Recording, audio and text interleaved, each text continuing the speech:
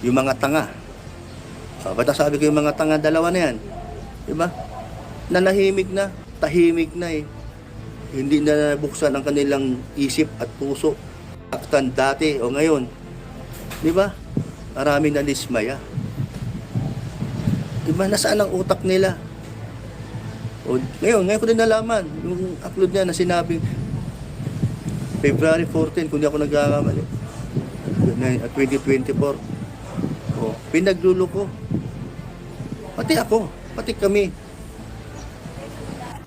Yun namang mga taong hindi marunong magpatawad, hindi marunong yun na nga, mag-move on, na tapos na, nakalipas na, sinabi na lahat. Kumbaga, nakaraan, dapat na, hindi na paulit-ulit. So, yun na lang ang ating intindihin yun. So, sa nangyari sa atin na ginawa ko ang lahat para alam nila kung anong totoo at nasabi na lahat, okay na, tapos na. At nakilala nila si Kuya Brooks, papa mo, kung anong klase yung may ugali, at yung mga nangyari, mayroon kayo natutunan. Blood is thicker than water.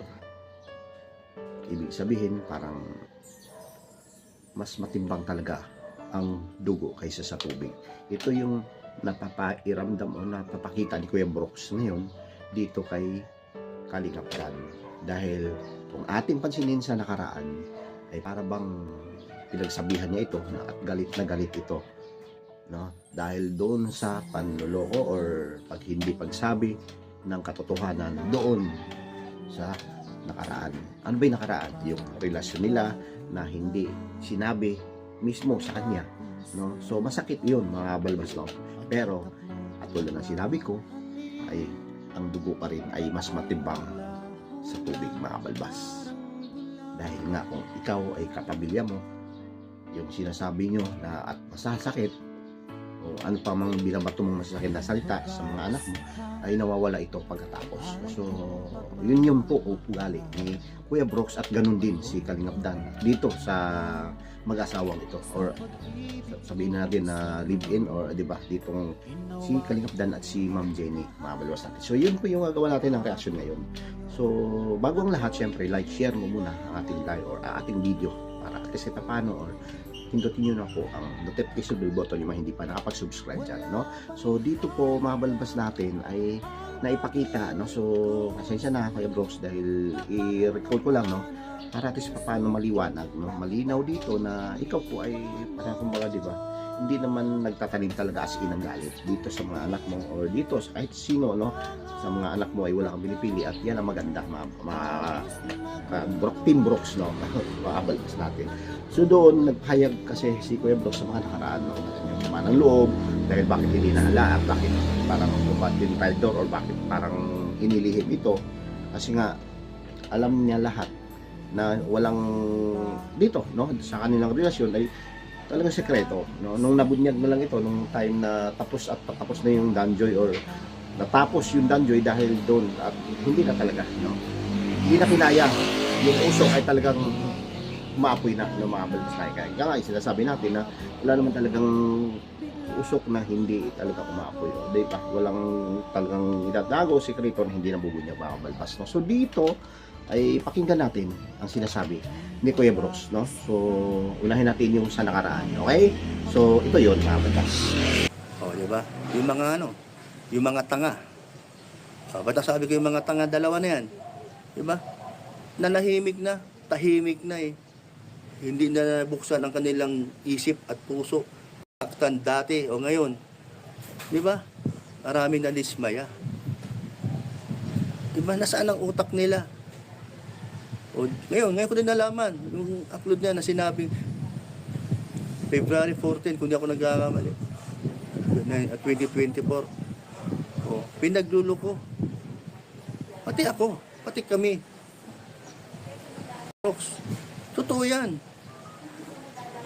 Hindi ako basta-basta na lang magsalita o pangunahan ko si Dan o si Rob. Diba? Dahil nirespeto ko yung ganung bagay na hindi maging dahilan ang Team Brooks o ako mismo na magkaroon ng issue.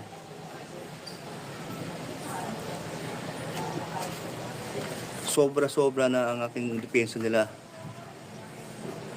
Okay, Dan.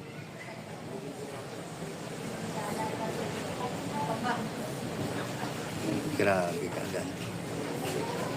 Hindi ka nakikinig sa akin. Sabi ko pa naman sa'yo, pag ikaw nagkakaroon ka ng panibagong karelasyon o girlfriend, piliin mo na yung single. Walang masama doon, ha? O ngayon, hindi nangyari, okay lang. O di man ako tutol, kung saan ka masaya, doon ako.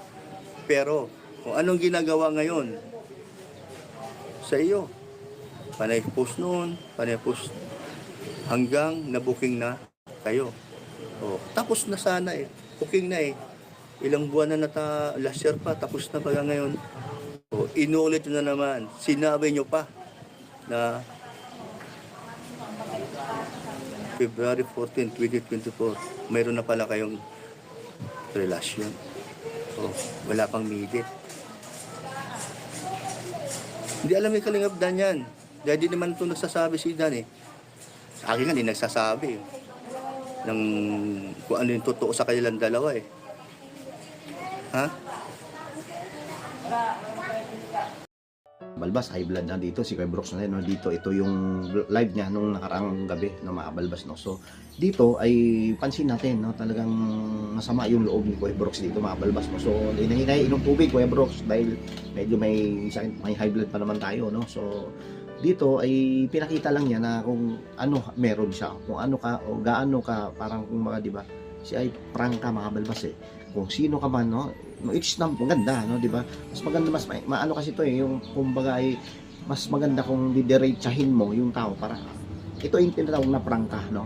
Prangka kasi si Kuya Brooks, mga Balbas, no? So wala siyang pakialam kung sino ka man or si kahit yung mga anak niya, no? Pero sabihin niya through social media dahil nga sila ay content creator, no? Sila po ay vlogger, sila po ay isa sa mga talagang nasa kalingap, no? Na member or bilang isang charity or membro sa Kalingap family, no, mga Balbas, kasi ito nga siya ay tiyuhin ni Kalingap Rab at pinsan or kapatid ito ni Kuya Pal, ni si Kuya Brooks, mga Balbas. So doon ay sinasabi ko dito na bakit ang dugo ay mas matimbang pa sa tubig. Dito natin malalaman sa susunod kung ano man ang galit na meron si Kuya Brooks sa mga nakaraan, ano bang sinasabi niya, mensahe niya dito sa dalawa, kay Ma'am Jenny at kay Kalingap Dan, ay nagbago, no? Nagbago dahil nga doon sa sinasabi ko, no, yung katagang ang tubig, the water is thicker than the blood is thicker than water, no, sorry. Yun po yung isa sa mga pamilya, kung ano man ang nangyari, no, mas problema, mga ganitong issue na ito ay manaig pa rin talaga yung pagiging isang kapamilya, no. Nawawala lahat. Alam niyo bakit? Dahil dito. So, ngayon kasi yung araw na aalis na sila Kalingap Jenny dito sa Dait, no, Camarines Norte, at lilipat na sa Manila, mga Balbas, no, dito sa amin. So ngayon, mga Balbas, ang nangyayari ay bakit nagbago, no? Doon kasi pumunta si Kuya Brooks mismo, no? Si Kuya Brooks pumunta roon at nagbigay ng kung ano man ang kanyang mensahe, kung ano man ang nangyari o ano man ba ang kanya. Kasi syempre, di ba, bilang tatay, alam naman niya talaga kung ano naman ang meron dito sa diet. Mas maganda naman talaga na kahit papano ay kung halimbawa sa charity vlog lang ay nandyan na si Kalingap Dan. Malakas yung views ni Kalingap Dan, marami na mga supporters, sponsors, no, at marami siyang beneficiary, importante doon, no, mahalaga na marami siya natulungan, yun sure, sa madaling salita. So doon ang hinayang ito si Kuya Brooks, no. So siguro dito ay hindi natin may respeto, no? Igalang natin kasi si Kuya Brooks ginalaw din niya, no? Aalis man sila, pero sa mga nakaraan kung ating pansin ay galit na galit, no? Doon sa issue ito sa mga nakaraan na hindi sila pagsasabi ng totoo, pero dito ay nawala agad dahil nga sinasabi ko sa inyo ang dugo nga ay mas matimbang pa sa tubig, di ba? So dito nagbigay ng mensahe, so dito nga at malalaman natin kung ano pa ang sinabi ni Kuya Brooks. Panoorin natin ulit. Meron ka pa bang ganang bumalik dito sa diet o nahiya ka kay Rab o di naman? Hindi naman nakakaya kasi maayos naman kami nagpaalam. Ayun ang gusto kong sagot. Babalik kami at Oo. ano naman kami doon. So, meron kang plano na bumalik pa rin kahit papaano? kahit naman kung sakaling maging gumana yung plano namin, ay babalik pa rin kami dito. Parang Babakasyon. bisita, Oo. gano'n. So, ano man ang So, mangyari, ano pa rin. iba naman yung ano, iba naman yung talagang babalik dito para dito naman nirahan kung sumimplang man. Hindi namin O magtatrabaho kayo doon o Kasi magnegosyo kayo. marami rin kaming plano doon bukod sa Marami. vlog. Talagang pagsisikapan namin na maging maayos kami doon. Okay. Halimbawa, kahit anong gawin, dahil maraming, alam mo na, no? Gusto nga nila na papaksakin ka nila, tuloy-tuloy nilang na hindi ka na makabalik doon sa dati mong pagpa-vlog na maganda ang kinalabasan noon. Tapos ngayon, may mga nagagalit sa'yo. Tanggapin na lang natin yun. Pero, kung mangyari man yun, as in, hindi na kayo babalik sa diet para manirahan dito at mag-vlog ulit, pasimula. Dahil nasa Kalingap ka pa naman. Hindi ka naman umalis sa Kalingap. Ano ang masasabi mo?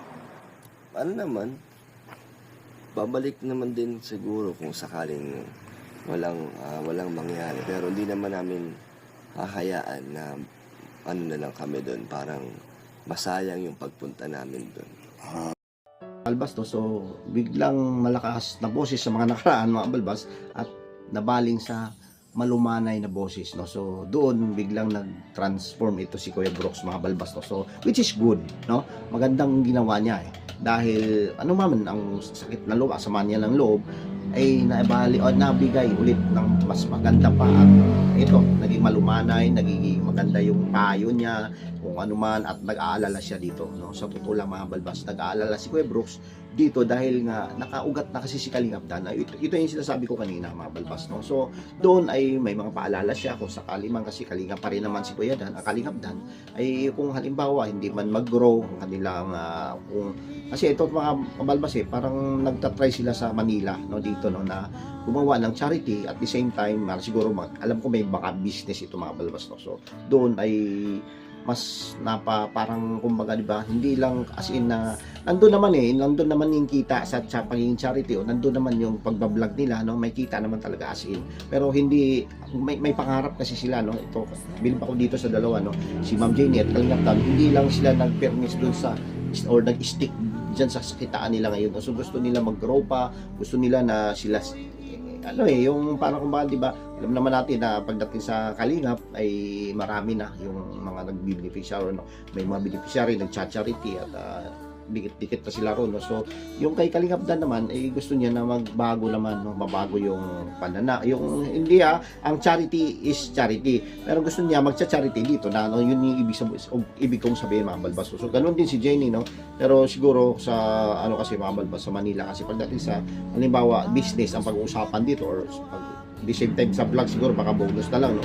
Or baka nga sa business talaga ito, kasi di ba kung ating maalala itong sa Kalingap Dan ay nagbi-business na ito sa dait pa, di ba, may mga bigas ito, no, na napansin natin ito sa mga nakaraan. Pero dito, no, regardless sa Manila, kung yan ang papasukin nyo, ay mas maganda, may potential talaga na uunlad or yung grow yung halimbawa kabuhayan, mga balbas natin, no? So yun po ang ating napansin, at ay paalala, malumanay na sinasabi ni Kuya Brooks. Hindi ito katulad sa mga nakaraan, mga balbas, na talagang sinabihan niya, no, ng derecha, prangka itong dalawa, mga balbas natin, dahil doon sa samaan ng kanyang loob, no? So ay alam naman natin, intindihin natin, respeto natin sa isang bilang magulang, no? Parang na-insulto at parang nasabi din kasi ni Kuya Brooks na syempre, di ba, bilang tatay, hindi nasabi sa kanya kung may sikreto pala, di ba, sasama talaga ang loob. Hindi natin ito masisisi si Kuya Brooks. Pero pagdating dito bandang huli, tulad ng sinasabi ko ulitin ko, blood is thicker than water, no? Mas matimbang talaga yung dugo kaysa sa tubig. Bilang dito pinapakita ito ni Kuya Brooks. Halimbawa si Kuya Brooks sa ganung sitwasyon, mga balbas, no? So yun po ang ating napansin ngayon, at nagiging maayos, no? So meron pa to kasunod, mga balbas, kasi di natin nakikita rito si Ma'am Jenny, hindi natin napapansin, pero baka mamaya daw or baka na-i-vlog na ito at nakausap na maayos ito, no? So another reaction tayo ulit doon, mga balbas natin. So maganda ang kinahinatan, maganda resulta. Maraming basher, marami ang lumitulig sa kay Kuya Brooks, pero dito ay nagwakas sa maayos. Importante naman yung pamilya na maayos sila, no? So yun lang po, at okay na tayo. Like, share, pindot ang notification bell button kung nagustuhan niyo po at kung gusto niyo mga updated na mga uploads natin. Thank you at mabuhay po tayong lahat. Bye-bye!